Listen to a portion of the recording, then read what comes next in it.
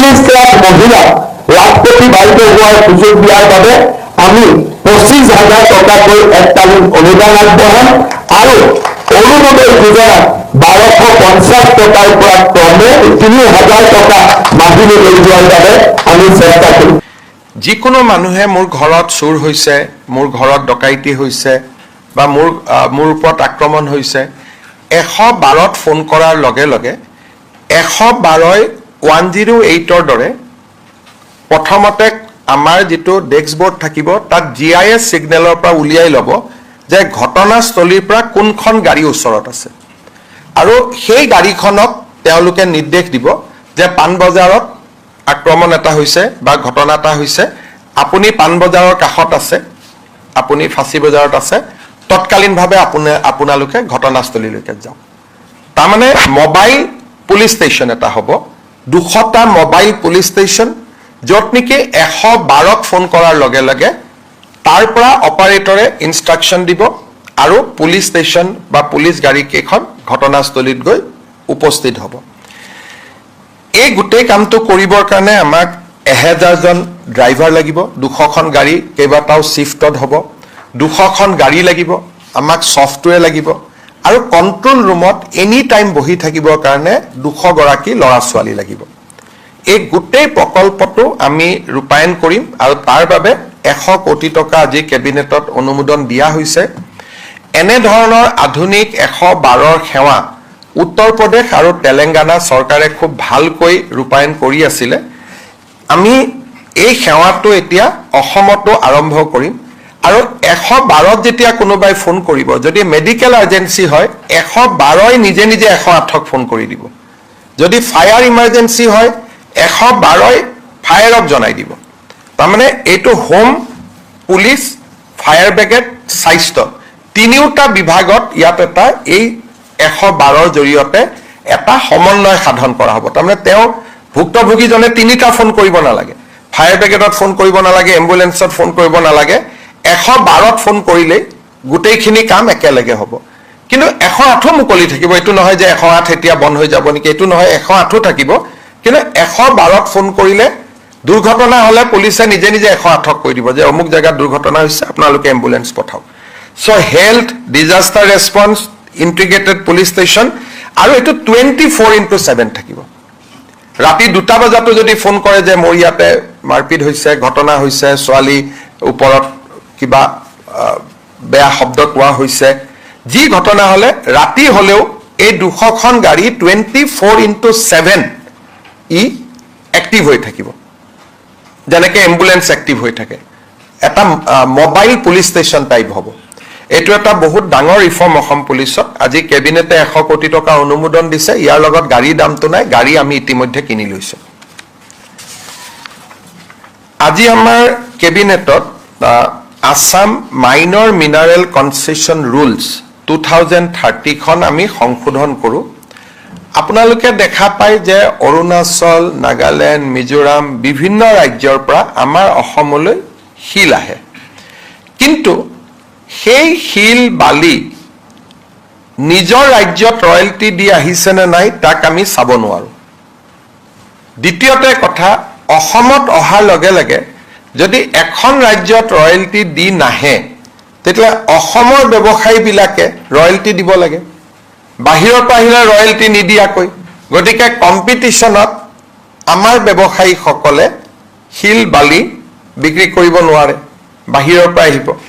গতিকে আজি আমি এই আইনখন এমেণ্ডমেণ্ট কৰিছোঁ যে অসমত শিল বালি বাহিৰৰ ৰাজ্যৰ পৰা আহিলেও এটা ট্ৰেনজিট ফিজ 150 টকা পাৰ স্কুৱেৰ মিটাৰ আমাৰ ৰাজ্য চৰকাৰক দিব লাগিব। আৰু অসমলৈ যি শিল বালি আহিব নিজৰ ৰাজ্যখনত ৰয়েলটি আৰু GST দি আহিব লাগিব। বিনা ৰয়েলটি GST অসমলৈকে এই সামগ্ৰীবিলাক আহিব নোৱাৰিব। 3 নম্বৰ, আগতে আমাৰ মহলবিলাক এনেকুৱা এটা জেগাত মহল আছে যেনেকৈ বানপানী আহি গ'ল, শিল আমি নোপোৱা হৈ যাওঁ।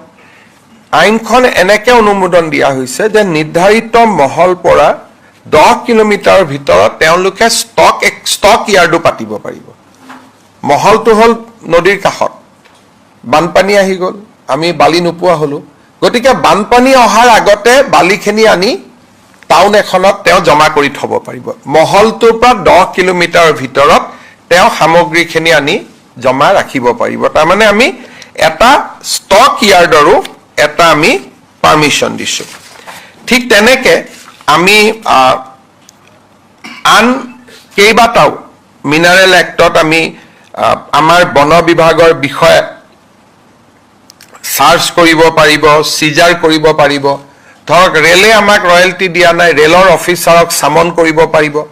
হাইৱে আমাক ৰয়েলটি দিয়া নাই, হাইৱেৰ অফিচাৰক চামন কৰিব পাৰিব। অৰ্থাৎ ৰাজহ সংগ্ৰহৰ দৃষ্টিভংগীৰ পৰা আমি একটা শক্তিশালী সংশোধন কৰিছোঁ, যাতে ফৰেষ্ট ৰয়েলটিটো ফাঁকি দিয়াটো কমি যায় আৰু ফৰেষ্ট ৰয়েলটি যাতে অসমৰ বৃদ্ধি হয়। আজি আমি আমুল, আপোনালোকে আমুলৰ নাম সকলোৱে শুনিছে, এটা মিল্ক প্ৰচেছিং ইউনিট বিশ্বনাথ চাৰিআলিত তেওঁলোকে স্থাপন কৰিব। ৰাণীত ইতিমধ্যে তেওঁলোকে স্থাপন কৰিছে, কাম চলি আছে। ৰাণীৰ পিছত বিশ্বনাথ চাৰিআলিত আমুলৰ মিল্ক প্ৰচেছিং ইউনিট স্থাপন কৰিবৰ বাবে আজি ৰাজ্য চৰকাৰে আমুলক 33 বিঘা মাটি বিশ্বনাথ চাৰিআলিত আবণ্টন দিছে।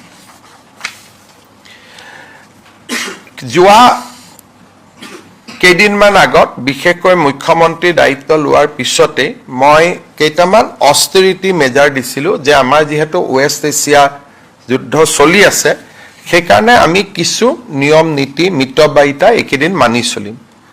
ইয়াৰ ভিতৰত যিহেতু এতিয়া আমেৰিকা আৰু ইৰাণৰ যুদ্ধ শেষ হ'ল, সেইকাৰণে ইয়াৰ ভিতৰত এটা চৰ্ত আজি আমি শিথিল কৰি দিছোঁ।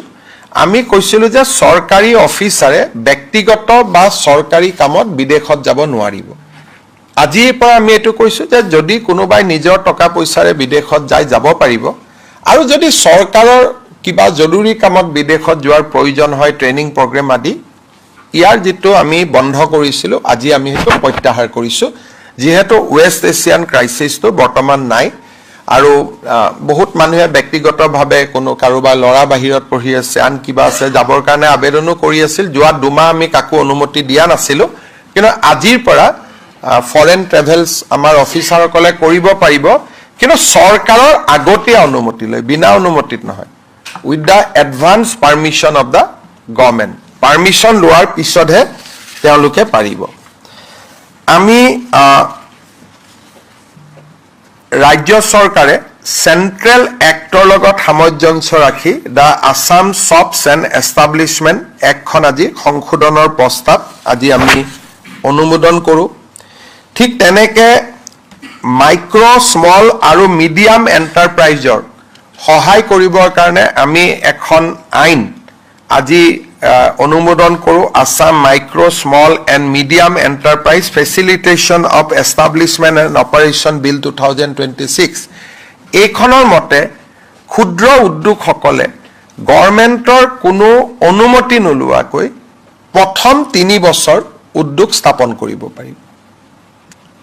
পাৰ্মিশ্যনৰ কাৰণে ৰখি থাকিব নালাগে, তেওঁলোকে নিয়মখিনি মানি এপ্লিকেশ্যনখন কৰিব। এপ্লিকেশ্যন আহক বা নাহক, চৰকাৰে অনুমোদন দিয়ক বা নিদিয়ক, তেওঁলোকে কাম আৰম্ভ কৰিব পাৰিব। 108 এতিয়া বন্ধ হৈ যাব নেকি, এইটো নহয়, 108ও থাকিব। কিন্তু 112ত ফোন কৰিলে দুৰ্ঘটনা হ'লে পুলিচে নিজে নিজে 108ক কৈ দিব যে অমুক জেগাত দুৰ্ঘটনা হৈছে, আপোনালোকে এম্বুলেন্স পঠাওক।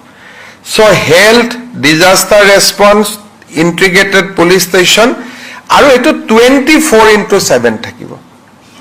ৰাতি 2টা বজাতো যদি ফোন কৰে যে মোৰ ইয়াতে মাৰপিট হৈছে, ঘটনা হৈছে, ছোৱালী ওপৰত কিবা বেয়া শব্দ কোৱা হৈছে, যি ঘটনা হ'লে ৰাতি হ'লেও এই 200খন গাড়ী 24x7 ই এক্টিভ হৈ থাকিব, যেনেকৈ এম্বুলেন্স এক্টিভ হৈ থাকে। এটা মোবাইল পুলিচ ষ্টেচন টাইপ হ'ব। এইটো এটা বহুত ডাঙৰ ৰিফৰ্ম অসম পুলিচত। আজি কেবিনেটে 100 কোটি টকা অনুমোদন দিছে। ইয়াৰ লগত গাড়ীৰ দামটো নাই, গাড়ী আমি ইতিমধ্যে কিনি লৈছোঁ। আজি আমাৰ কেবিনেটত Assam minor mineral concession rules 2030খন আমি সংশোধন কৰোঁ। আপোনালোকে দেখা পায় যে অৰুণাচল, নাগালেণ্ড, মিজোৰাম বিভিন্ন ৰাজ্যৰ পৰা আমাৰ অসমলৈ শিল আহে, কিন্তু সেই শিল বালি নিজৰ ৰাজ্যত ৰয়েলটি দি আহিছেনে নাই তাক আমি চাব নোৱাৰোঁ। দ্বিতীয়তে কথা, অসমত অহাৰ লগে লগে যদি এখন ৰাজ্যত ৰয়েলটি দি নাহে, তেতিয়াহ'লে অসম